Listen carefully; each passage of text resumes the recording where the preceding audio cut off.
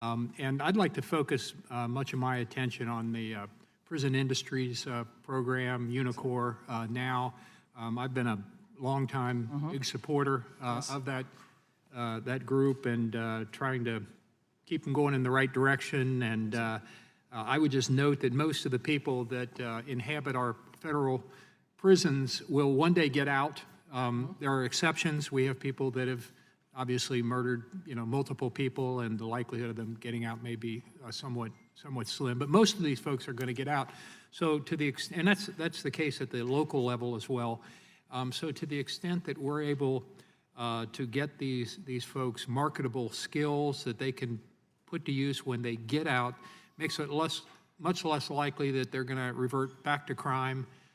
It's my understanding, for example, that you all have something called the Post-Release Employment Project, and if I've got my numbers straight, I believe that if they were in federal prison industries and got a skill, there's something like a 24% less of a chance that they will end up back in crime when they get out.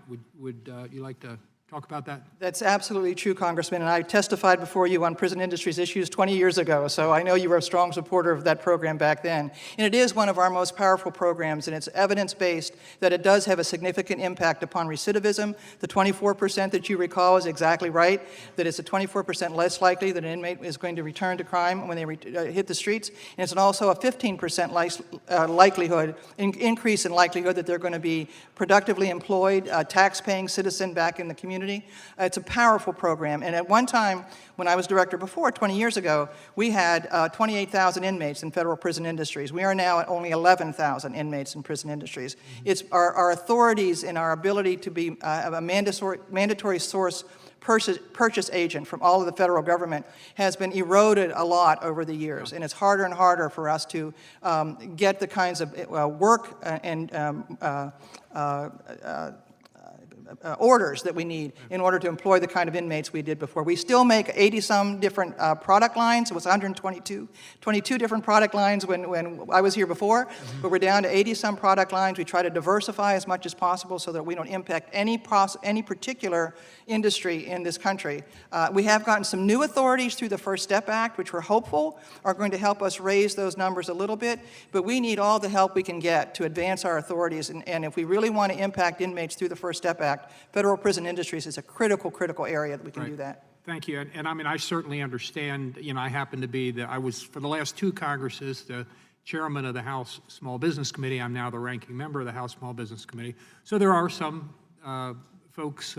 business folks that are concerned about the competition. I certainly understand. I think we can work through this, though, and I would like to see an expansion of the number of inmates that are qualified to be in the program so that we can get job skills for a lot more of these people who, again, will someday be out on the street. We don't want them preying on the public. We want them to have marketable skills and be able to obtain a job and be self-supporting. So the First Step Act, is my understanding that before last year, only federal government agencies could buy products manufactured by federal inmates. But with the enactment of the First Step Act, Section 605 expanded the potential purchasers to, for example, the District of Columbia, so the government of District of Columbia here in Washington, some nonprofit entities, and in disaster relief and emergency response efforts. Is that correct? Yes, that is. Okay, so I would hope that that's something else that we could work on. It's also my understanding, as far as the federal government, about 50% of the products go to the Defense Department. Is that right? They are. I don't know if it's exactly 50%, but they are our biggest purchaser. Yes. Okay. And then some of the other agencies is Homeland Security, the Justice Department, Department of Transportation, Treasury, Veterans Administration, the Bureau of Prisons itself, the GSA, Social Security Administration, and the Postal Service. Yes. Yes. Does that sound right? Yes. And the products we're talking about: textiles, office furniture, recycling, and a number of other things. So let me just conclude with this, because my time's almost expired. Anything that we can do to get marketable skills to those that are inhabiting our prisons, both at the local and especially at the federal level, since we're here at the federal level, I think we're doing incredible good for society overall, because these people will come out someday, and they ought to be working and supporting themselves, not preying on the public. So Thank you, Congressman, for your support. thank you very much, and I yield back.